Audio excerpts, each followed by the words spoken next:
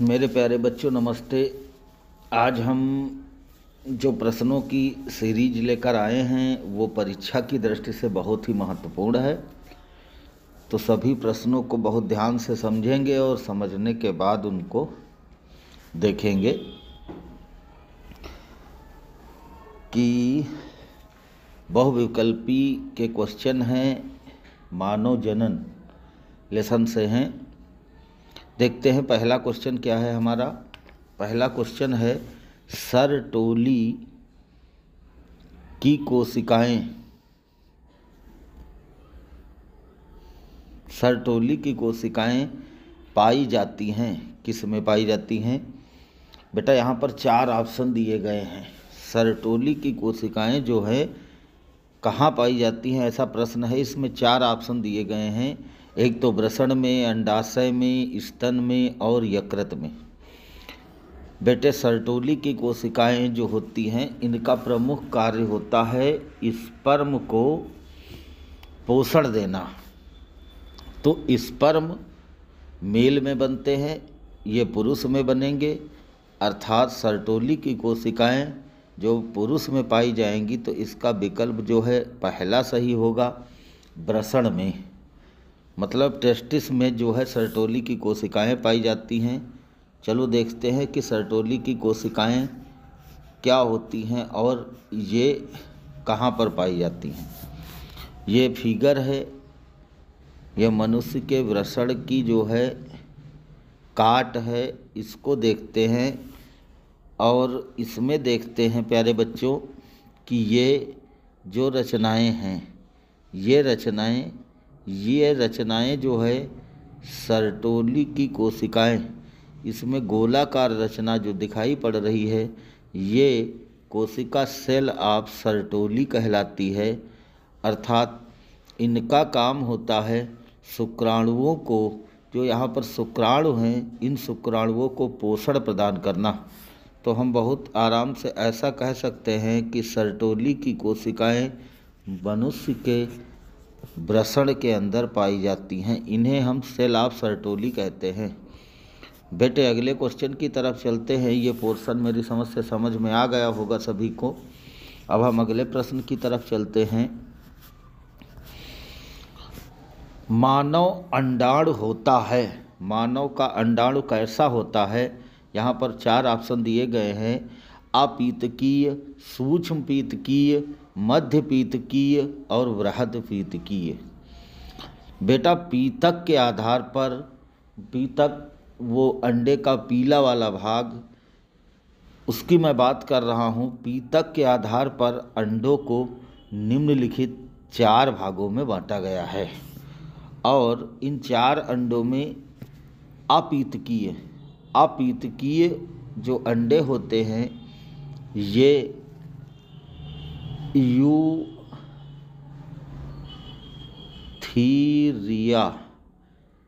Eutheria में पाए जाते हैं। ये अपीतकीय अंडे होते हैं, ये यूथीरिया में पाए जाते हैं। अर्थात यही ऑप्शन यहाँ पर सही होगा। चलो हम दूसरे विकल्पों की बात कर लेते हैं। यहाँ पर हमको ये पता हो गया कि मानव का अंडाणु अपीतकीय होता है। यहाँ पर पीतक अपसेंट होता है या ना के बराबर होता है। अब हम बात कर लेते हैं अन्य की, सूक्ष्म पीतकी। सूक्ष्म पीतकी का उदाहरण जो है ये देखते हैं डिप्नोआई, इसका उदाहरण हो जाएगा डिप्नोआई का इसका उदाहरण हो जाएगा। इसमें पीतक की मात्रा अंडे के अंदर बहुत कम पाई जाती है, इसीलिए इनको सूक्ष्म पीतकी कहते हैं। मतलब जो अंडे के अंदर जो है पीतक की मात्रा, जो पीला वाला भाग होता है अंडे के अंदर, उसकी मात्रा जो है ये कम पाई जाती है और इसीलिए इसको सूक्ष्म पीतकी कहते हैं। अब आते हैं मध्य पीतकी की बात। मध्य पीतकी का मतलब हो गया ना अधिक ज़्यादा और ना अधिक कम।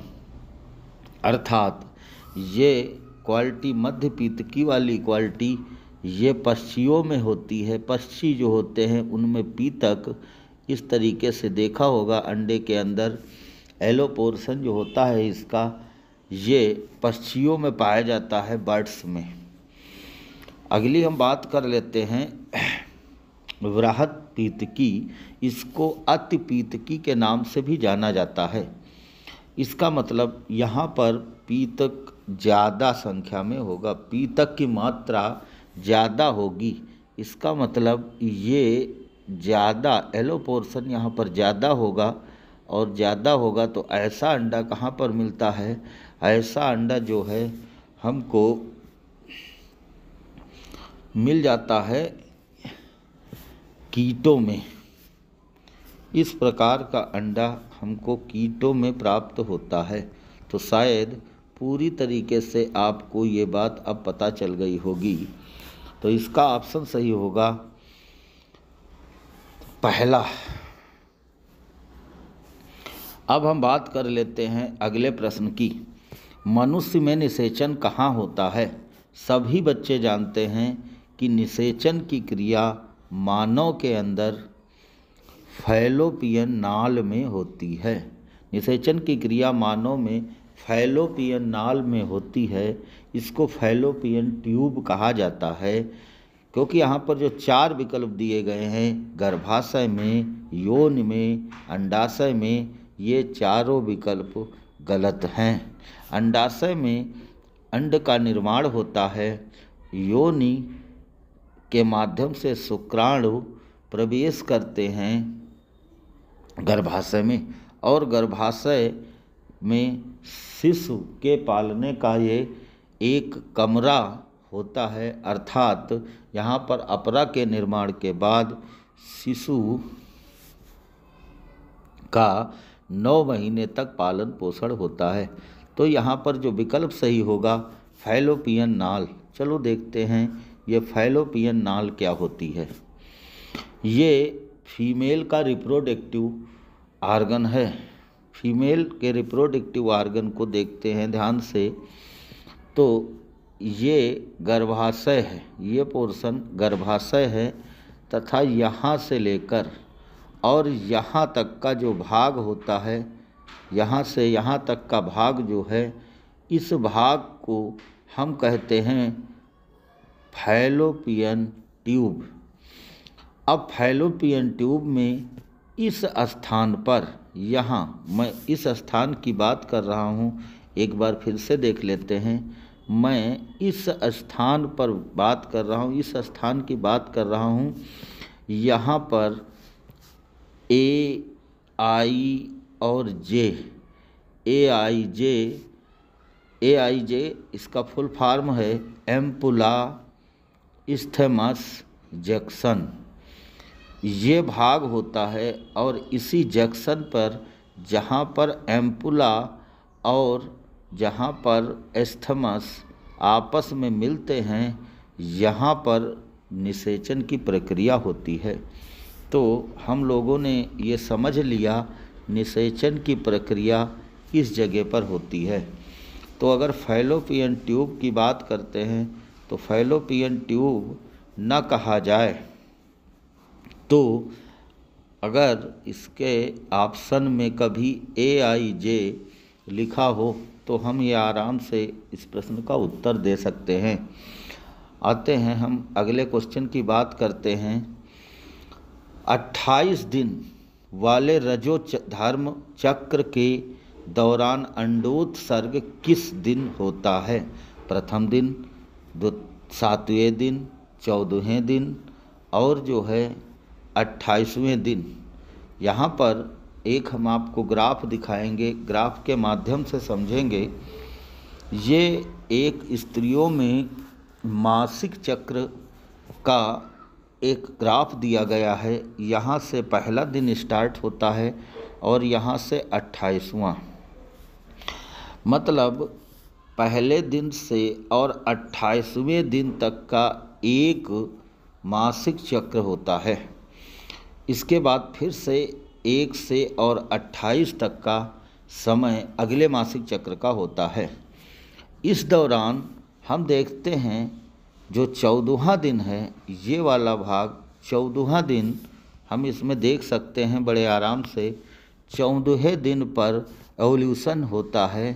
क्यों होता है 14वें दिन पर एवोल्यूशन? यहाँ पर देखते हैं ये 14वां दिन जो है, ये 14वां दिन एवोल्यूशन यहाँ पर हो रहा है, मतलब अंडोत्सर्ग हो रहा है यहाँ पर।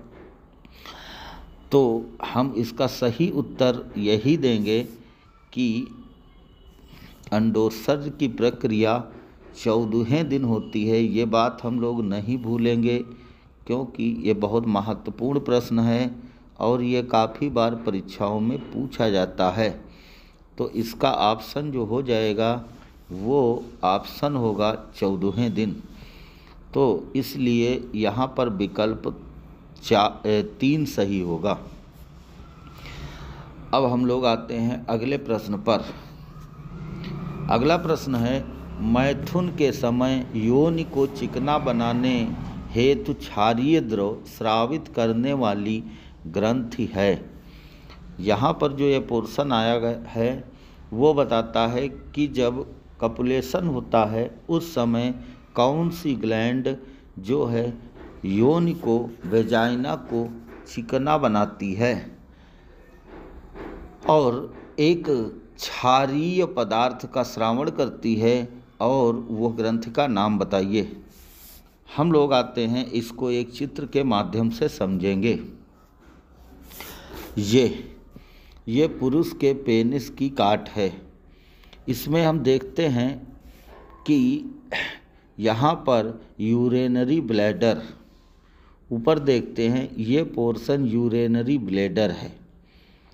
यूरेनरी ब्लैडर के चारों ओर इस यहाँ से ये वाली जो ग्लैंड है, इस ग्लैंड को हम प्रोस्टेट ग्लैंड कहते हैं। इसके बाद हम नीचे चले आते हैं और इस नीचे वाले इस संकीर्णित पोर्शन को देखते हैं। जिस पोर्शन का संकीर्णन हुआ है, इस पोर्शन को हम देखते हैं। संकीर्णित पोर्शन को जब हम देखते हैं तो मेरे प्यारे बच्चों, इधर दिखाई पड़ता है काउपर्स ग्लैंड। ये जो है कुछ छोटी छोटी रचनाएं जो हमको दिखाई पड़ रही हैं, ये काउपर्स ग्लैंड हैं। और यही काउपर्स ग्लैंड जो है एक क्षारीय पदार्थ का स्रावण करती हैं, जो योनि को चिकना बनाए रखती है। तो ये यहाँ पर ऑप्शन नंबर 4 सही होगा। अब आते हैं, हम देख लेते हैं छठे क्वेश्चन को। छठा क्वेश्चन क्या है हमारा कि मादा के क्लाइटोरिस के समजात है। मतलब क्लाइटोरिस के क्या समजात है? बेटा, अगर हम मादा की योनि अर्थात वेजाइना को देखते हैं तो वेजाइना में यहाँ पर एक उभार जैसी रचना पाई जाती है। यहाँ पर एक उभार जैसी रचना पाई जाती है और इस उभार जैसी रचना को हम क्लाइटोरिस कहते हैं। ये उभार जैसी जो रचना है, इसी को हम क्लाइटोरिस कहते हैं। तो क्लाइटोरिस अति संवेदनशील होती है। जो क्लाइटोरिस है ये अति संवेदनशील होती है और यह पुरुष के ग्लांस के समजात है।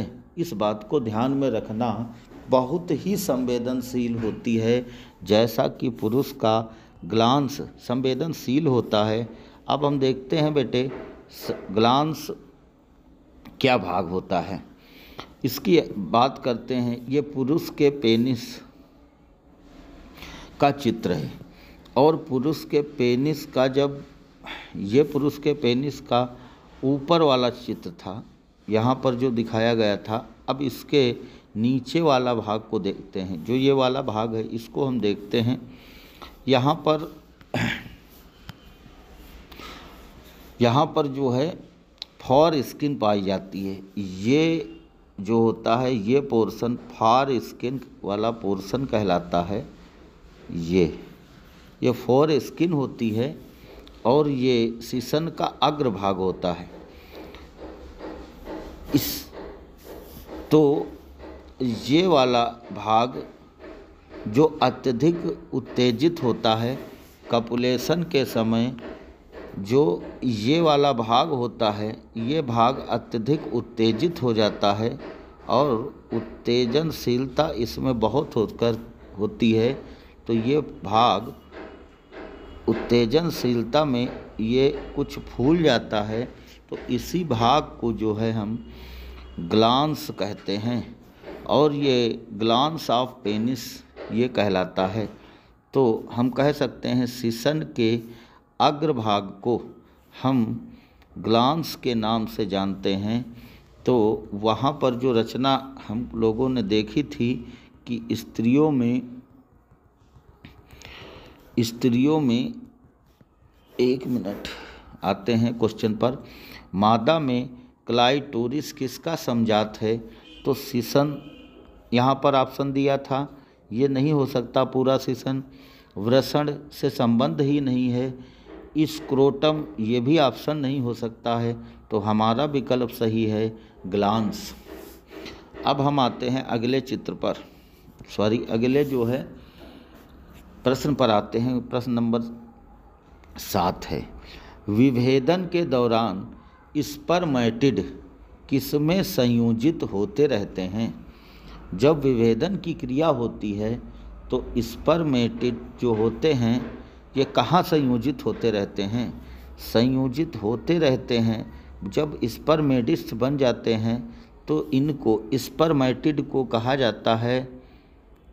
ये जो स्पर्मेटिड होते हैं ये अनमच्योर होते हैं, ये पूरी तरीके से मैच्योर नहीं होते हैं। तो ये मैच्योरेशन के लिए सर्टोली कोशिकाओं के पास में जाते हैं और वहाँ पर पोषण ग्रहण करके इनका मैच्योरेशन होता है। तो यहाँ पर जो उत्तर सही होगा वो सर्टोली होगा। तो सर्टोली कोशिकाएं। अब हम आते हैं क्वेश्चन नंबर अगले पर। क्वेश्चन है तुम्हारा, किसके वृषण स्थायी रूप से उदर गुहा में स्थित होते हैं? यहाँ पर स्थायी रूप से उदर गुहा में स्थित होते हैं तो व्हेल के होते हैं, डॉल्फिन के होते हैं, हाथी के होते हैं। तो इसका मतलब यहाँ पर जो ऑप्शन होगा वो ऑप्शन सही होगा, जो है चौथा, ये सभी। अब हम आते हैं अगले क्वेश्चन की बात करते हैं। एम्नियन क्या कार्य करता है? एम्नियन आघातों से सुरक्षा, पोषण, उत्सर्जन, श्वसन। यहाँ पर जो अपना ऑप्शन सही होगा वो अपना विकल्प सही होगा पहला, यह आघातों से सुरक्षा करता है। आघातों से सुरक्षा किसकी करता है? यह शिशु की आघातों से सुरक्षा करता है। अब हम आते हैं अगले पोर्शन पर। मनुष्य में अपरा होता है, कैसा होता है मनुष्य का अपरा? बेटा विम्बाव, ये ऑप्शन सही है, और हीमोकोरियन ये ऑप्शन सही है। तो इसलिए दोनों ऑप्शन को एक साथ उन्होंने लिख रखा है, चौथा ऑप्शन। तो यहाँ पर जो प्रश्न सही होगा, तुम्हारा विकल्प जो सही होगा वो है चौथा। आते हैं अगले प्रश्न की बात करते हैं। भ्रूण में श्वसन का कार्य किसके द्वारा होता है? तो भ्रूण में श्वसन का कार्य किसके द्वारा होता है? भाई जो है यहाँ पर उल्ब लिखा है, उल्ब में श्वसन प्रक्रिया से कोई ताल्लुक नहीं है। अब आते हैं जरायु, अपरा। अपरा तो संपूर्ण भाग को कहा जाता है। पीत कोश भी यहाँ पर नहीं सही होगा। तो यहाँ पर ऑप्शन होगा सही आपका तीसरा, अपरा पोशिका। अपरा पोशिका में जो है श्वसन का कार्य होता है, इसलिए इसका विकल्प जो सही होगा वो तीसरा विकल्प सही होगा। आते हैं चौथे क्वेश्चन की बात करते हैं। ब्लास्टोपोर पाया जाता है, ब्लास्टोपोर किस में पाया जाता है? यहाँ पर 4 विकल्प दिए गए हैं। लिखा है पहला विकल्प गैस्टुला में, दूसरा विकल्प ब्लास्टुला में, तीसरा विकल्प मोरुला में, इसको मारुला कहते हैं, और अगला विकल्प दिया गया है जो है न्यूरुला में। बेटे बात कर लेते हैं तो ब्लास्टोपोर जो है ये गैस्टुला में पाया जाता है। इस तरीके से ये जो है 12 क्वेश्चन हम लोगों ने यहाँ पर जो है लिखे थे, और 12 क्वेश्चन जो है काफ़ी महत्वपूर्ण क्वेश्चन है। आप लोग सभी लोग ध्यान से इसको देखेंगे और समझने का प्रयास करेंगे। यहाँ पर जो हमने चित्र दिए हैं, इन चित्रों के बारे में भी हम ध्यान से देखकर और इनके नाम को भी हम लोग याद कर लेंगे, क्योंकि परीक्षा की दृष्टि से ये सभी महत्वपूर्ण हैं।